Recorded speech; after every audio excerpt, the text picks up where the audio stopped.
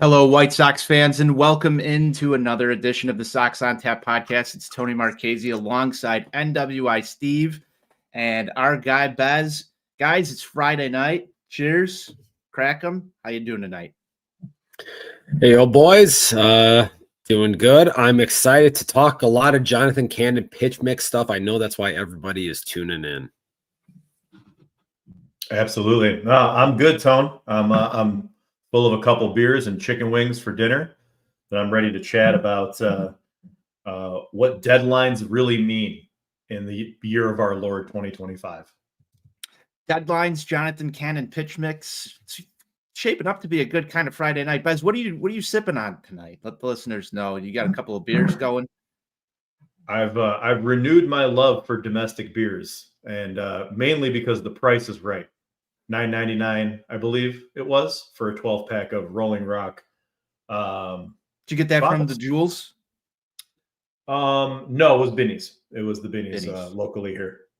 Well, if you can't find it at Binny's, it's probably not worth drinking. That's what they say. At least that's what I hear. Steven, no alcoholic beverage for you on this Friday night? Just good old H2O. That was healthy decisions there made by Twitterless Steve. Guys, it's Fridays aren't what they used to be. It's going to be a rough show with Steve just drinking that H2O. So, Bez, you and I will have to maintain the crack'em going on here. We'll drink enough for him. Listen, some of us were burning the midnight oil at the end of the month here, doing what we do at SP Enterprises, and we're dragging ass a little bit today, up to almost midnight last night. Back up at 6 a.m. That's late for you. That is late for you. Yeah. End of the month, man. The grind don't fucking stop. Right. No, I get it. That's late for Steve. I can't imagine how hard it must be without 3 little kids. It's definitely rough over there in the S&P Enterprises HQ, Bez. I've heard it's very stressful. You can tell. Yeah. All right. The warehouse is a fucking mess right now. That's all I'm gonna say. Clean it up. Clean your shit up, Steven. Let's get it together over there. I know it's spring training. There's plenty of time before the regular season gets going, but clean it up. We'll figure it out. All right, boys. It's time to talk about the topic that is on everyone's mind this week. And this news story sort of broke right after we got off of our show last week with the little rumor that dropped through the Athletic. I believe it was Greenberg and Dan Hayes that originally broke this news story that Justin Ishbia and his brother Matt. Now, there's a little bit of interesting stuff between the two brothers and their ownership of the Phoenix Suns currently, with one being the primary owner and the other one more in a consulting role. This looks like, at least according to reports, that Justin, who was, am I getting these wrong, Steven? You're telling me to flip them around. No. I was just saying that they're basically flipping roles. Yep, flipping roles for this potential bid for an MLB team, which was originally supposed to be Steven's favorite interdivision squad, the Minnesota Twins, that they had abandoned their efforts to purchase the Twins, which was supposed to be finalized, I believe, somewhere just shortly after opening day. So we're looking at about, a month from where we sit today. That deal was expected to go down, basically leaving the Twins in limbo as the Ishbias turn their focus to increasing their stake in the Chicago White Sox. This news was met with a lot of enthusiasm from White Sox fans for plenty of reasons, and we're going to get into that. But I know we haven't had a chance to discuss this yet on these airwaves. The deal or deadline for the increase in minority shares was supposed to be today. Now, at the time of recording, we have not yet heard anything about this being finalized or if something was accepted. We're here to sort through all of that tonight as best as we can, probably do some speculating on what this all will entail. But I think it's time to just open this up and sort of go round table on, what were your guys' initial reactions when you got this this news when it crossed your desks? I'll let you take it away, Steve. You know, shock, I would say, was the main thing. We're about a month or 6 weeks or so removed from, I think it was Sportico just dropping the news that Ishbia had a minority share in the team in the first place, going back to 2021. You know, Anthony, you and I have passed around this article for a long time now where it talked about a new minority owner purchasing stake in the White Sox, and nothing was ever announced. I mean, we've been talking about this for years, and to finally have a a face and a name put behind this was interesting in and of itself. And then you hear some rumblings and stuff coming through the tea leaves that Ishbia had even approached Jerry about trying to take control of the team entirely, only to be rebuffed. And so when that story first hit, it was just a punch in the gut. And then it's like, oh my God, they're going to go and they're going to buy those assholes from Canada South. And it's like, why do my enemies have to keep getting all of the breaks? What have I done to deserve this hell that I reside in? So to, kind of hear things, and by all indications, Ishbia was getting towards the finish line, was seen as the leader in the clubhouse to buy those suckwads from Minnesota, and meeting with government officials and city and state leaders talking about plans for the team. And then just have this story drop last Friday, and it's like a whirlwind of emotions coming through. It's like, is it possible? Is there a chance that maybe the reign of terror could actually come to an end at some point in the near future?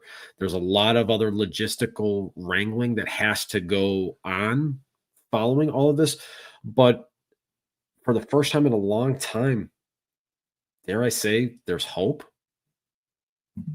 And it's weird. I almost don't know how to describe it. That's all pretty fair. That's all pretty fair. I mean, I'm trying my best not to build up hope. I'm fighting against the excitement that his reign of terror could be coming to an end. Are you trying not to get up for the letdown? Long story short, I am trying to not get up for the letdown. But I don't know, because we don't know the end game. We don't really know what this means. I mean, there are so many things that could go many different ways. I mean, he's not buying the team from Jerry Reinsdorf. The headline is not Jerry Reinsdorf is selling the team. It's Matt Ishbia or Justin is buying out the limited partners. We don't know how much of stake that they have in the team exactly. We don't know what's going to happen once he does. How much control is he going to have? How much say is he going to have? But he is obviously buying this team to eventually own it and take over. We don't know how long that's going to be. Could be 2 years, could be 3 years, could be longer than that. Very true. So I'm in just a wait and see approach. So I want to read the comments from White Sox Vice President of Communications, Scott Reifert. In this said, similar to an opportunity in 2021, White Sox limited partners have received an offer from a third party to purchase their shares in the team, providing liquidity for limited partners on their long-term investment in the club. This offer to limited partners has no impact on leadership or operations of the Chicago White Sox and does not provide a path to control. So it sort of refutes what was said in the article. And I think this is where at least myself, and I'm sure many others, question, just because this doesn't provide a path to control, can something in the future, can there be a handshake agreement? Is there something going on behind the scenes? And Stephen, you put together an article over at ontapsportsnet.com that sort of dove into potential reasonings as to why this doesn't exactly make sense for someone to abandon a potential deal that gives them control over a Major League Baseball franchise. I'm going to turn it over to you to discuss a little bit about, what could potentially be going on behind the scenes here. Well, I mean, look, the gist of the 1,800 or some words that I pounded out on the keyboard is this. Like I said in my opening statement here, he was thought to be the leader in the clubhouse to buy the Twins. There's only 30 Major League Baseball teams that are available, and Major League or that exist. They don't become available for ownership very often. As I talked about it in the piece, the Twins, an original American League franchise since 1900, they have had 2 owners in 125 years. Think about that for a second, okay? This doesn't happen very often. So for somebody to be in a position to be viewed as the leader, to acquire one of 30, and then to all of a sudden just abruptly say, you know what, my offer, I'm taking it off the table. I'm going somewhere else. Why would you do that if you aren't given some assurances that, you know what, when the time comes, you'll have maybe the first right of refusal to buy this team when Jerry Reinsdorf's reign of terror comes to an end, whenever that is. You know, that bastard turned 89 earlier in the week. You know, theoretically, it has to end sometime. We don't know when, but I find it hard to believe that somebody that is worth an estimated $5 billion with a B would just be a silent partner and just buy out some of the limited partners and just be there to just have a hobby. Like, okay, yeah, Jerry does this for a hobby because he has no life, and it doesn't seem like he has a whole lot of other friends or anything like that. So he just wants to make us miserable. But Ishbia already, you know, is involved in ownership of another sports team. It's obviously something that is of interest to him. So, you know what, he's going to increase his stake to help fund a stadium project that he won't see any other real financial benefit from. It just doesn't make sense if you take a step back and look at it. Now, obviously, you know, Scott Reifert, the team's, you know, vice president of propaganda, is not going to come out and say, oh, you know, yes, Justin Ishbia is the next in line to own the White Sox. He's not going to come out and say that.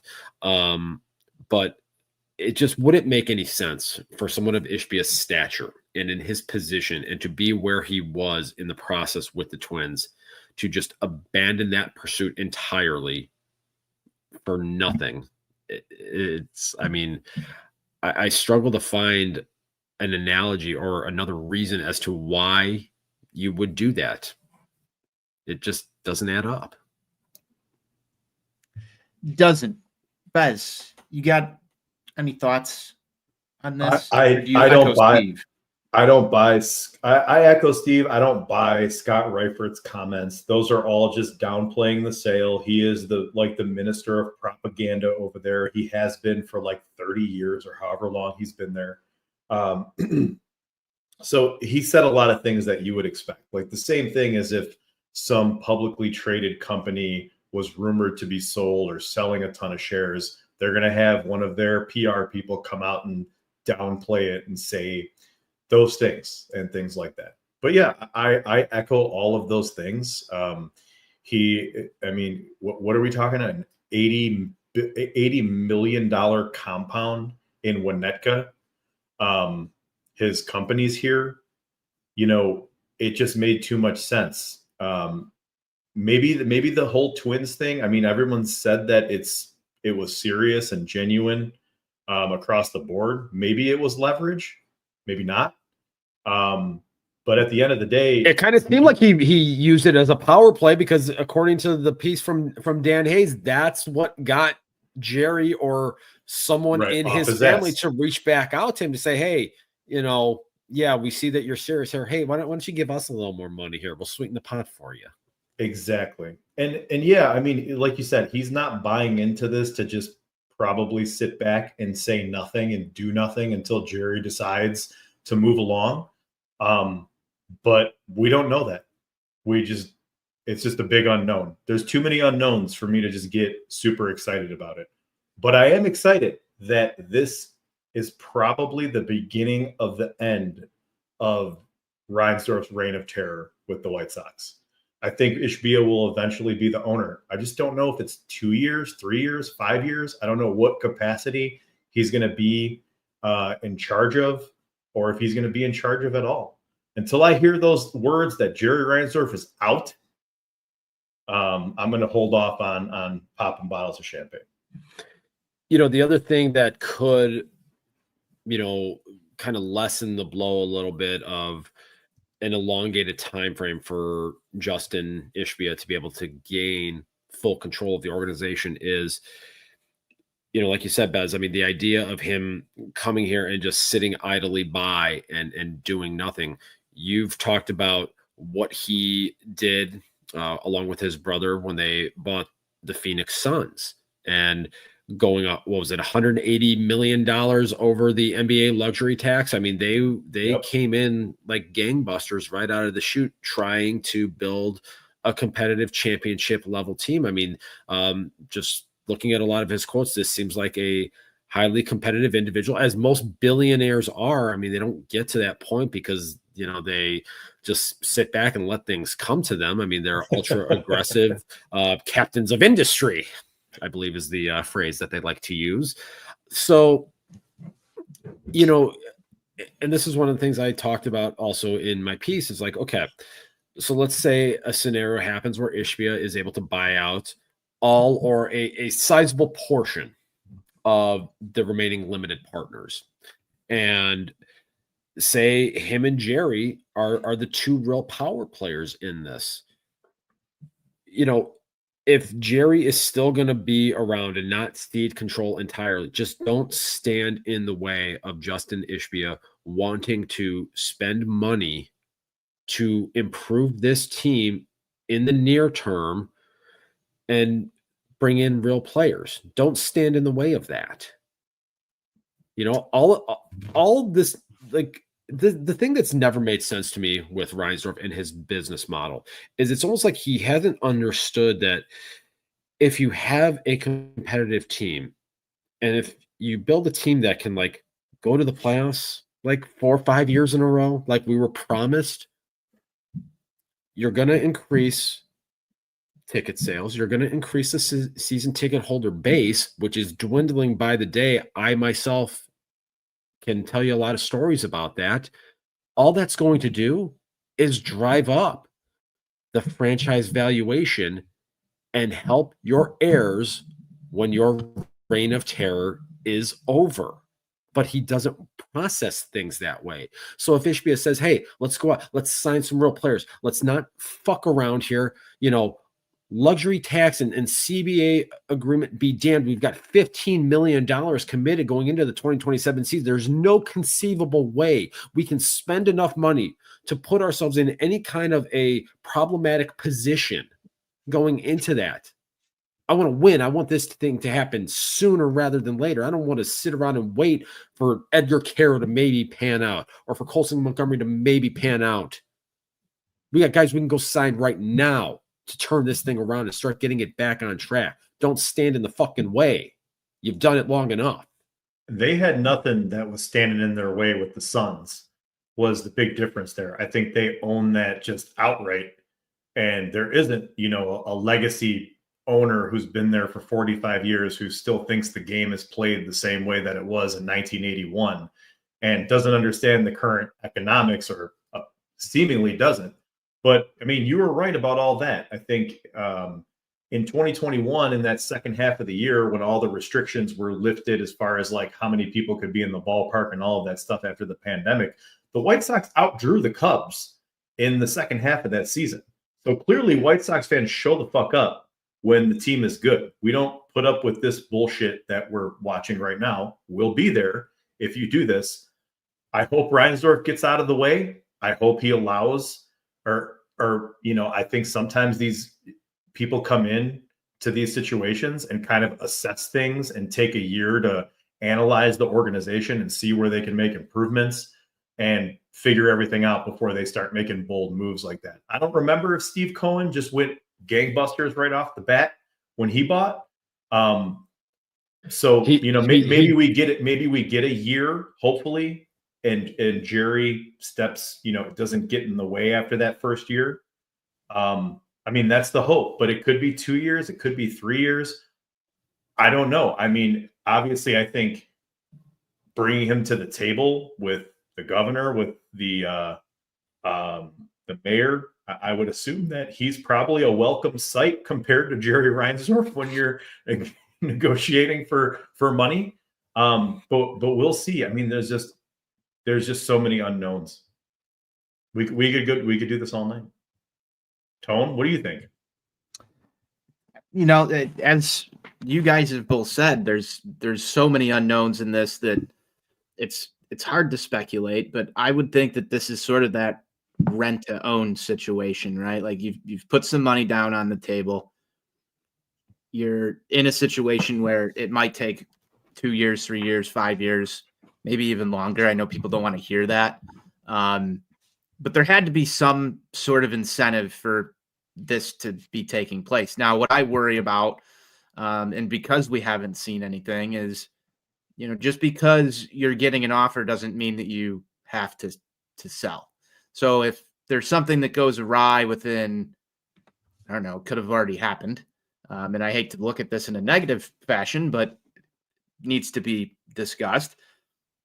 You might have somebody that just doesn't want to sell their shares of the Chicago White Sox to anybody and just wants to sort of ride this out because they've been there. Now, from what I've read, a lot of these people who are on the board or hold ownership stakes are, I think what the youngest is like 88 years old. 76 would be the youngest. 76 is the youngest. So, at that point, you've been invested for a long time.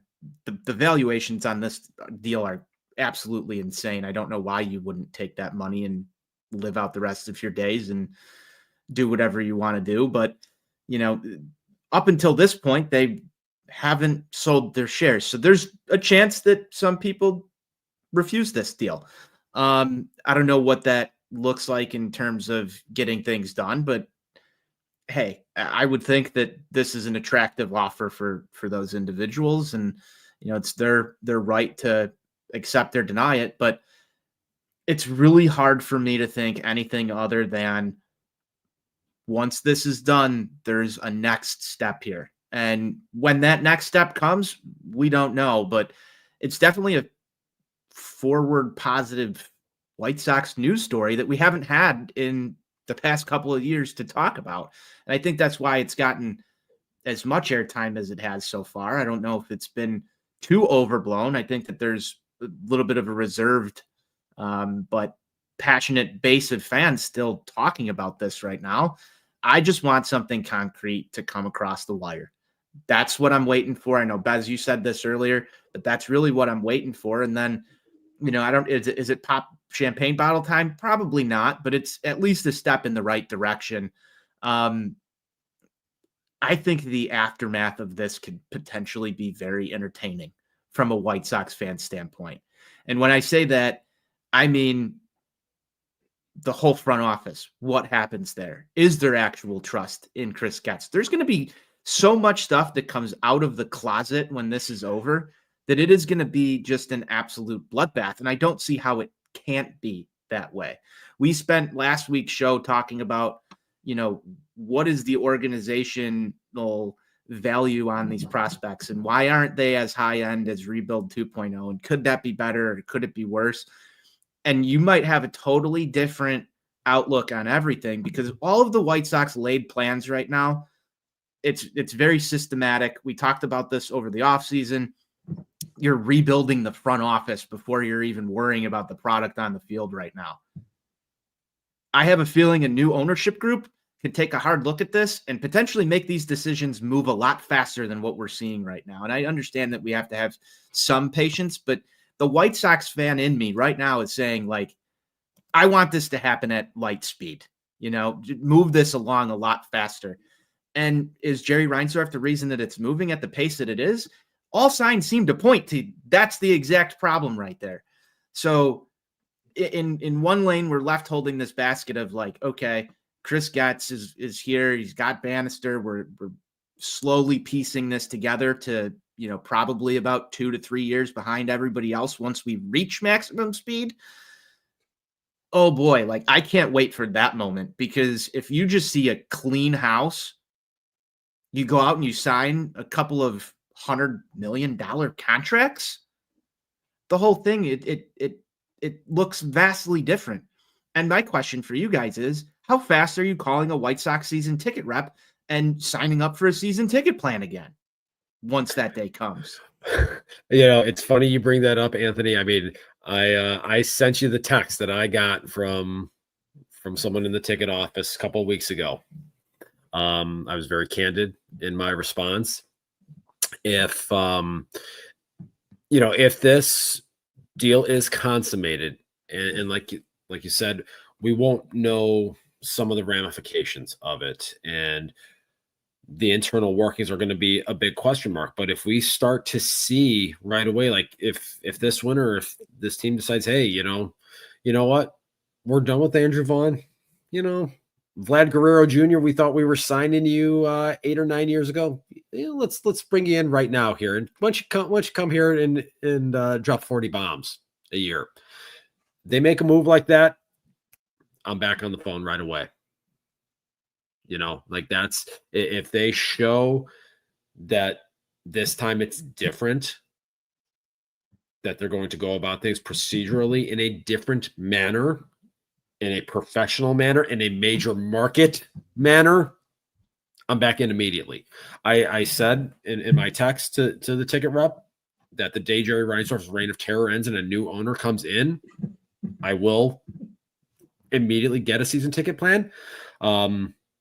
Like if he is going to stick around until his expiration, as it kind of seems like it might be the case, if they show that they're going to do things differently from a business standpoint and actually go out and be a major player, then I will reassess.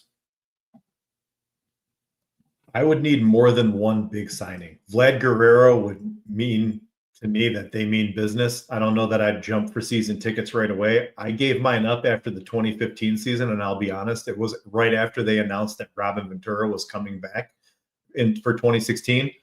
I love Robin as a player. Absolutely one of my favorites. Bring of all Robin time. home. It's the 125th anniversary. Bring him home. For what? He's been ostracized from the organization. He's the best third baseman that this organization, the Charter American League franchise, has ever had. What do you mean he's ostracized? He's off doing his own stuff. The way that he was basically just kicked out the door might be too strong of a phrase, but he, in a lot of ways, has just kind of been persona non grata by the organization. Like, have they made any efforts to, mend any of those fences? I mean, again, were there bridges burned? Like, I mean, it was just kind of like, his time as manager just kind of expired. Like, it was clearly in over his head, and they just needed to like move on. I think I didn't really have any ill will towards Robin Ventura. I didn't feel like there was a fan sentiment of ill will. I definitely think there was a fan sentiment. Hand raised. As a manager, I absolutely hated him. He was in over his head from day one. They kept him there for like 4 years. People have short-term memories, because I know everyone's going to say Pedro Grifol is the worst manager that they've ever seen, and that may be true. But people have forgotten how bad Robin was. I'm sorry. I loved him as a player. Yeah. That's the general sentiment that I get from most White Sox fans. Was bad manager, but I respect what he did on the field. I think there's a lot of people that have unfortunately allowed what Robin Ventura was as a manager to cloud their perception of Robin Ventura, the player. Sure. And it has kind of overshadowed what he did as a player. I think some of that comes from Joe Creedy being the third baseman when the White Sox won the World Series. Oh, you mean the guy that wasn't as good as Robin Ventura? Correct. Okay. However, I think if you're a White Sox fan right now and you see these fan polls of like, who was the best third baseman? It's Robin Ventura. It is Robin Ventura. I think the answer goes to Joe Creedy. I think we're a little old too. I think the younger crowd is more like the online crowd. That's fine. They can be wrong. They are wrong, Stephen. I completely agree with you. The thing is, I think to your point though, like they haven't brought him back in any capacity as like an ambassador, right? Or any of those types of things, and they could absolutely do that. I'm not sure he cares though. And I don't think he does. I don't think he even when they allegedly, I remember hearing this. I don't remember if anyone else did, but when they approached him to be the manager of the team, his response was, "Are you guys serious?" Because he had no managerial experience, like on any maybe high school or something. Yeah. Like he coached his kid or something. So I don't think he cares. I think he's like a laid back California dude who's happy in his retirement and doesn't. I think he went back to school and got his degree, and I think he was a graduate assistant coach at Oklahoma State where he had the 57 game hitting streak. And look, it's entirely possible that he might not want to be around. But look, if we're talking about the 125th anniversary of the American League's charter franchise, you better make an effort to have the franchise's best fucking third baseman there in some capacity this year. I don't disagree with you, but I think the focus is going to be on hat theory here. Does Jerry just not want to announce the sale because he wants to be around to celebrate 125? I mean, for the photo ops. It is a historic year. I think heard, as an owner of something, it'd be hard to like part with that before. The other thing that I've heard for his World while Series now that he's going to celebrate. He wanted the anniversary. He wanted to try to be around for the 2033 100th anniversary of the original All-Star game in Chicago. I heard the same thing. So he might still be. Can you imagine riding this out for what is that's that? That's why I'm not getting excited about this. That's why I refuse to get excited about it. You had to bring down the mood, Anthony. I didn't bring down the mood. Bez was the one that sort of threw that out there that he wanted to be around for that. I threw out the tinfoil hat theory that he wants to be here for the anniversaries, for the photo ops. He might. But yeah, I mean, I'm not going to jump on board with season tickets right off the bat. One signing is cool, but that kind of feels like, oh, let's finally throw him a bone after all these years and sign a big name free agent.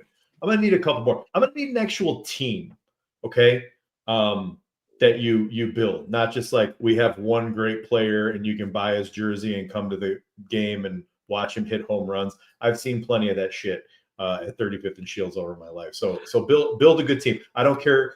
You've got some guys coming up from the farm system now. Add the free agents around them that will make a difference. The guys that we missed out on, the Harpers, the Wheelers, the Machados, that would have actually moved the needle in 2020, 2021, 2022. Bring them all. That's what I need to see. If he can pull this off, and if he eventually becomes the owner, he'd be the second richest owner in the league behind Stevie Cohen. We've suffered enough. We've suffered a lot. We deserve this. That's definitely a good spot to be, I would think. You would think having the second richest owner in baseball.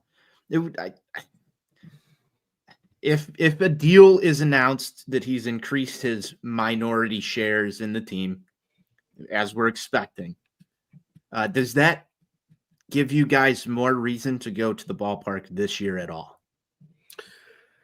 Or change your outlook on where we're at? For 2025, no. No?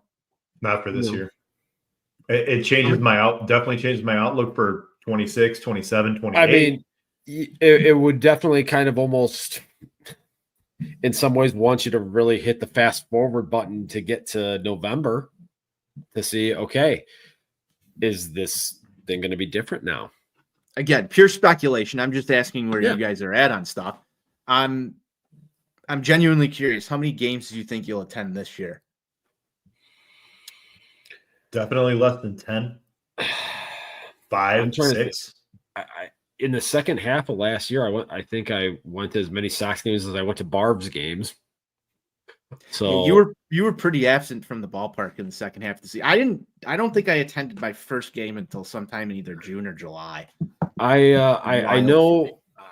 I've always made a habit of going to the last home game of every season, but knowing that they were sitting at loss number 120 already at that point, I just could not stomach the thought of being there in attendance for that. And I know people were, they're cheering against them, trying to see history in person and everything. Just fucking loser mindset that these people had.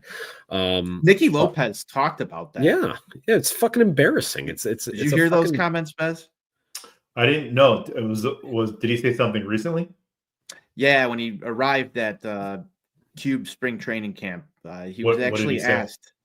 He said that it was, and I'm paraphrasing here, but he said that it was a pretty bad look.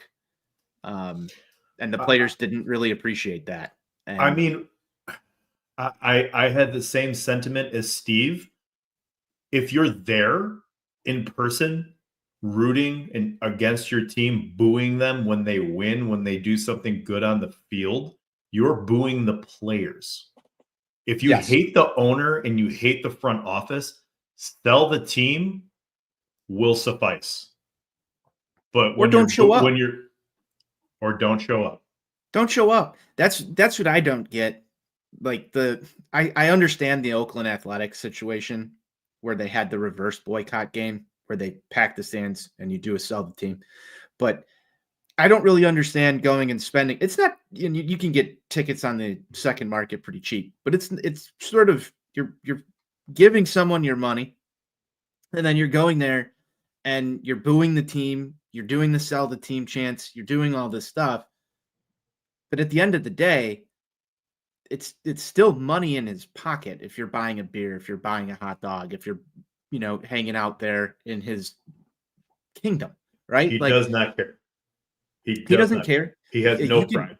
You can say whatever you want. He doesn't care.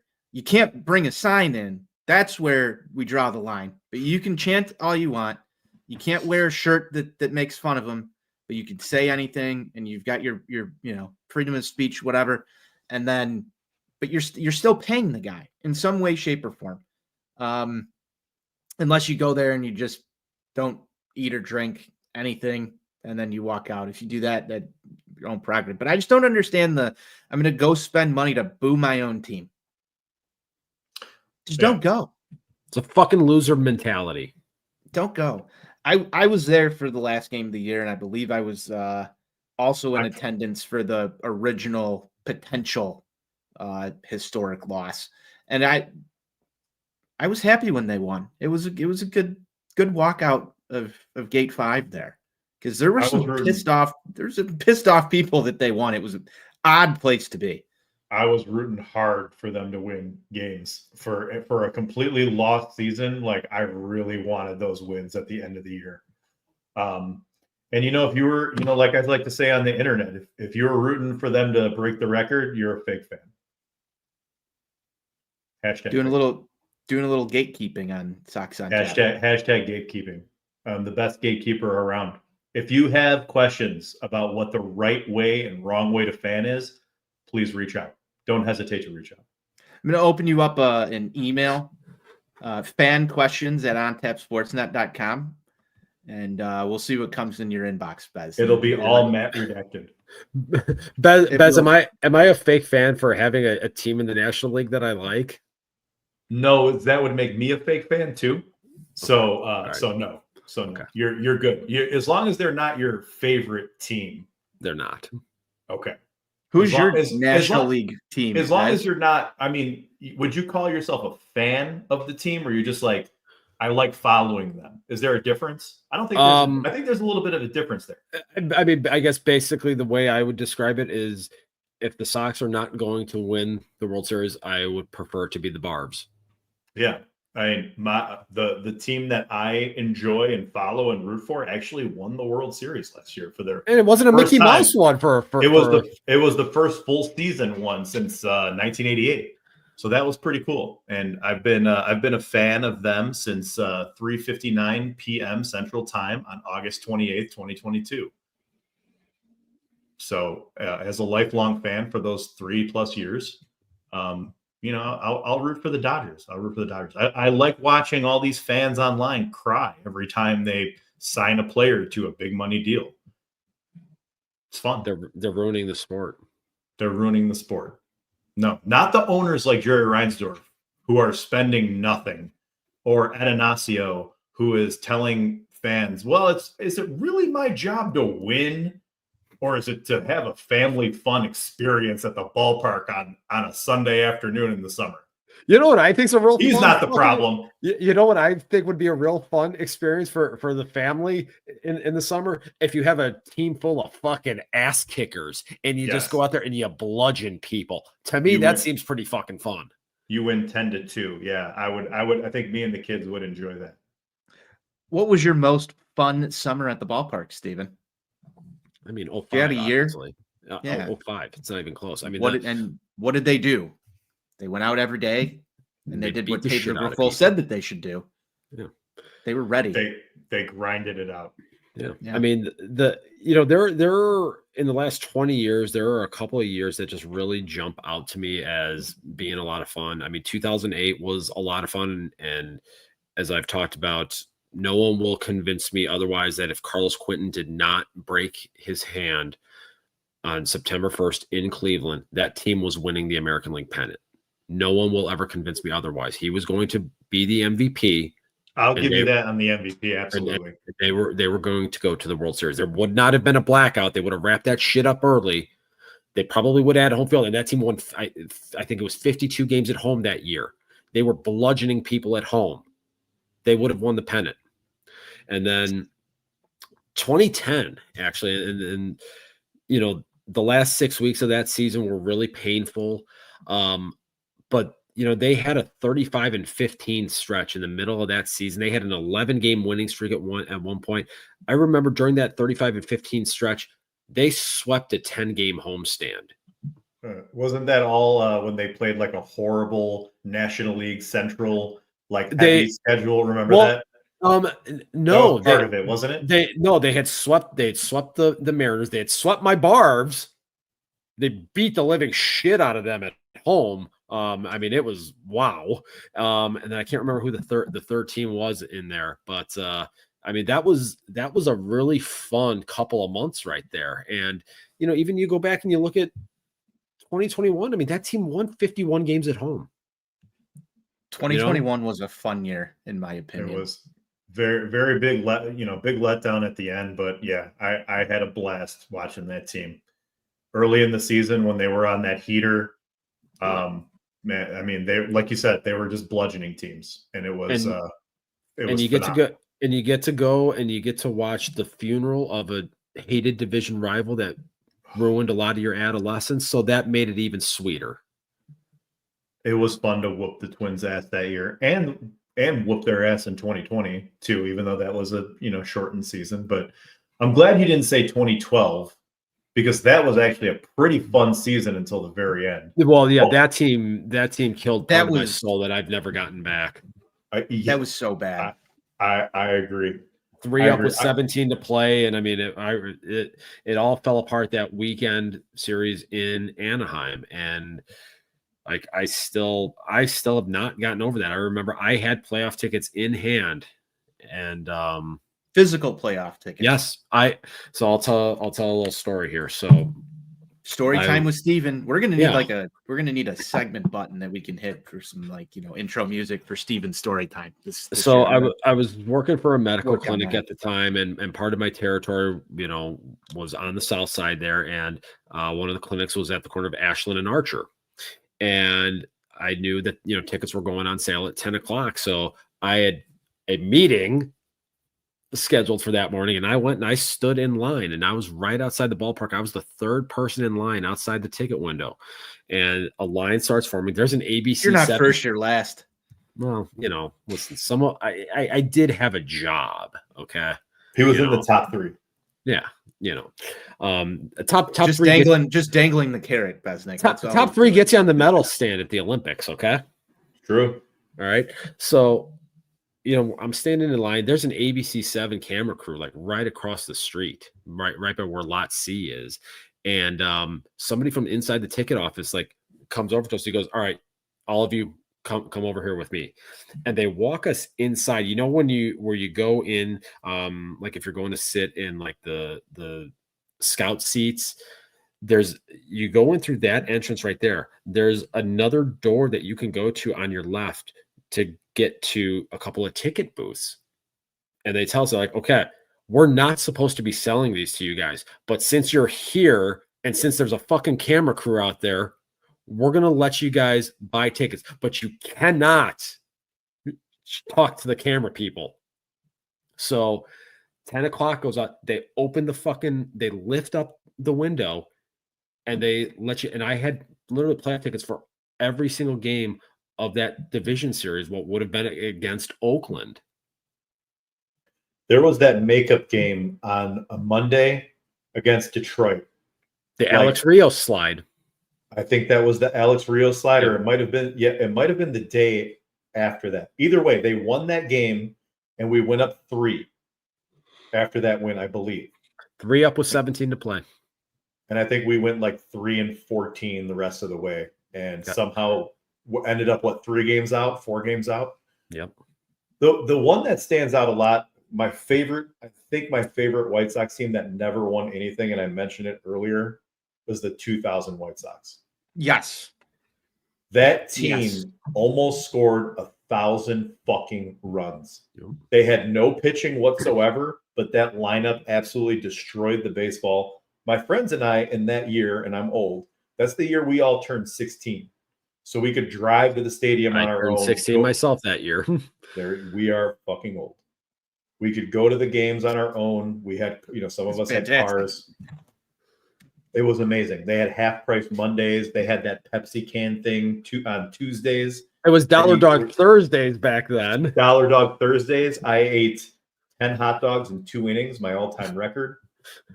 Those are good times, man. You're getting close to Loose on Tap numbers there. It's not so much the volume, because I think Steven could probably do 10, no problem. But 10 in 2 innings is impressive. Sorry, I have to. That's back there. Yeah, no, that's coming in hot and heavy. Do you think you can still do that? Though. Not with the pitch clock. I think that's speeding it up too fast. Can we give you 3 innings? Maybe we'll do like a challenge on here. I think I could do 3 innings.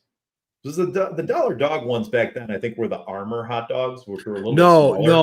No, it wasn't Armor. It was a brand. It was a brand that went out of business. It was Best Kosher. Oh, okay.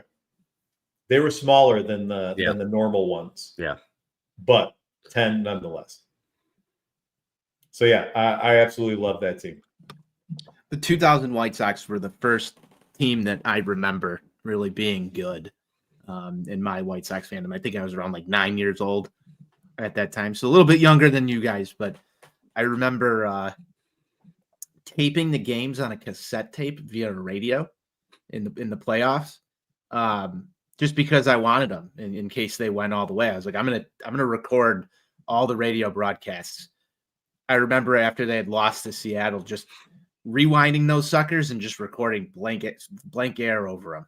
I wish I had them still. Not that I even own a cassette player that I'd be able to play those on, but man, that was a fun team. I remember just counting down the magic number for the first time in my life for one of my teams to clinch a playoff spot. And every morning it would be listening to sports radio, like what's the magic number, keeping track of it in a notebook, and just talking about it at school nonstop. And then big letdown, but it was a fun lineup. I remember Seattle just having our number from the get-go though when that series started. It was a very depressing end to that season. It was. I was at one of those playoff games at home. Actually, as a friend of mine's father was a season ticket holder and couldn't go to the games and gave them to us. And actually, we got down there kind of late because we were 16 years old and dumb and didn't get down there earlier. So we ended up, the parking was so full, they were sending people to McCormick Place. So we went to McCormick Place, parked there, and had to take a shuttle to the stadium. By the time we got there, it was the 3rd inning. This brings up the question. Can you have enough parking lot space around a stadium? For a White Sox playoff game, apparently not. Most of as far as big if true,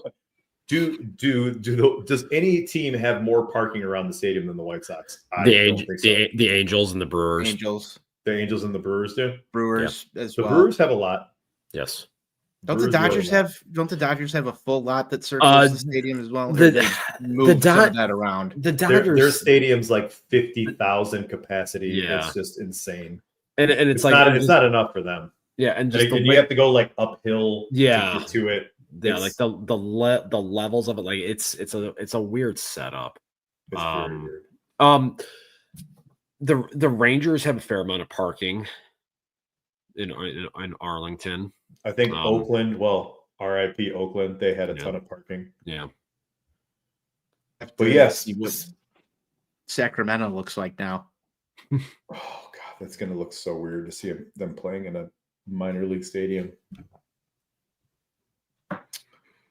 But yeah, speaking of stadiums, the one thing going back to our potential new owner is if they want to get this stadium built by the time this lease expires, I'm thinking probably by the end December, January is when you have to have shovels in the ground. September. You think it's even earlier than that? Okay.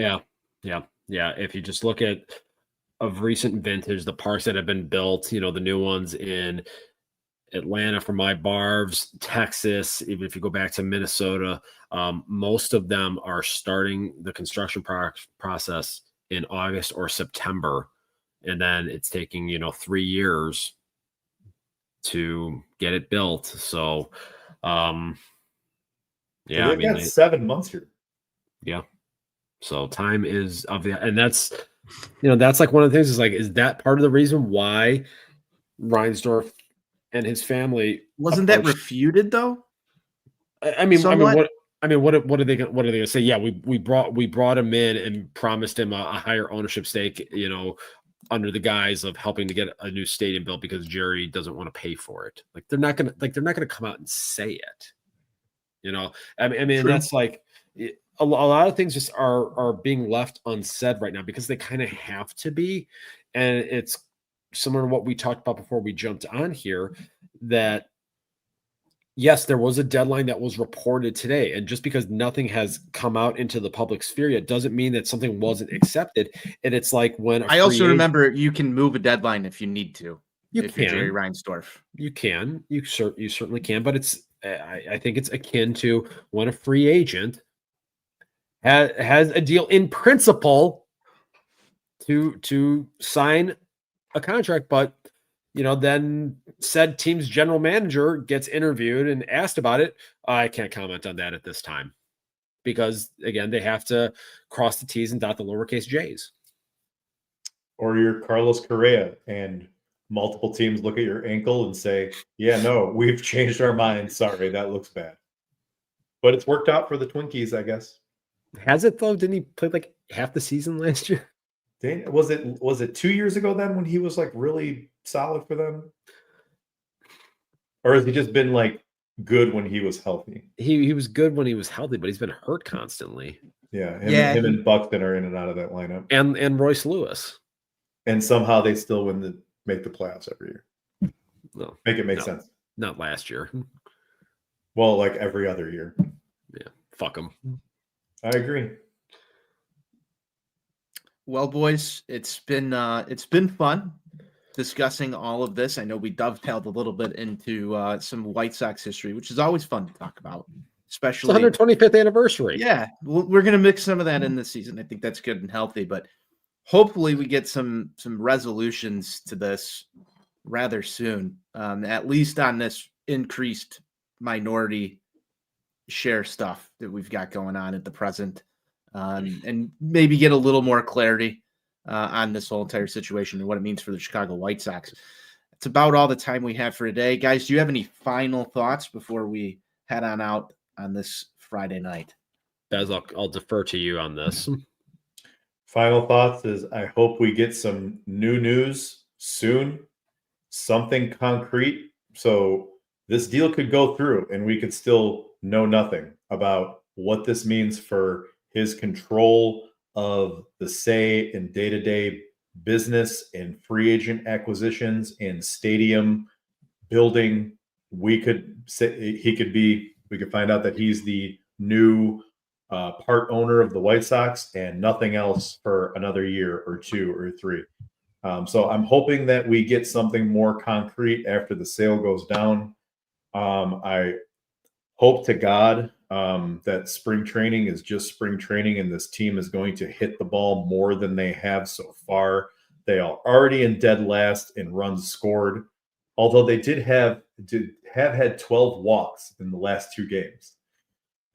So I don't know. I hope we see more than 50 wins this year, and I hope we get something concrete about the ownership. My final thoughts are this. Justin Ishbia, if you are listening, please save us. We have suffered. I'm going to be 41 years old. I have known a lot of misery following this team over the course of my life. I've suffered a lot, and frankly, I deserve a new owner coming in that is going to treat this franchise, the American League Charter franchise, like a major market. This reign of terror that I have had to endure my entire life, it can't end soon enough. Justin Ishbia, please save us. I hope he listens to that. I hope he does. It'd be fun. The final cry. Yeah. Cry for help. Yeah, it's like I felt that though. I did as well.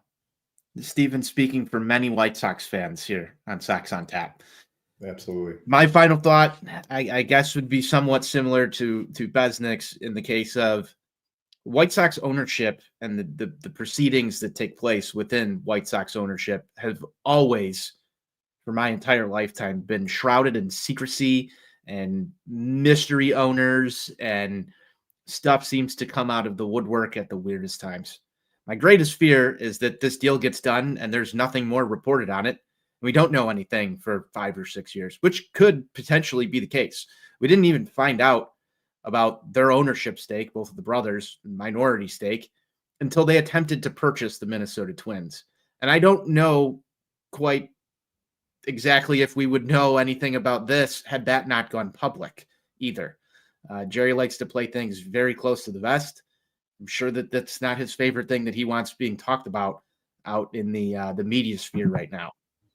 So, there's a chance that we just don't even have anything to talk about more on this for quite a while. But I think it was a good, healthy discussion that we just had. And all we can do is hope for the best.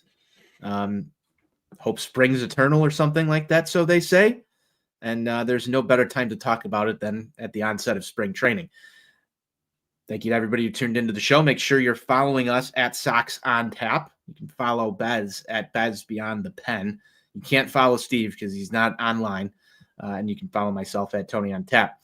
Be sure you're checking out our articles over at ontapsportsnet.com. ontapsportsnet.com/White Sox is where you'll find all of our work. Until next time, White Sox forever. White Sox forever. White Sox for life.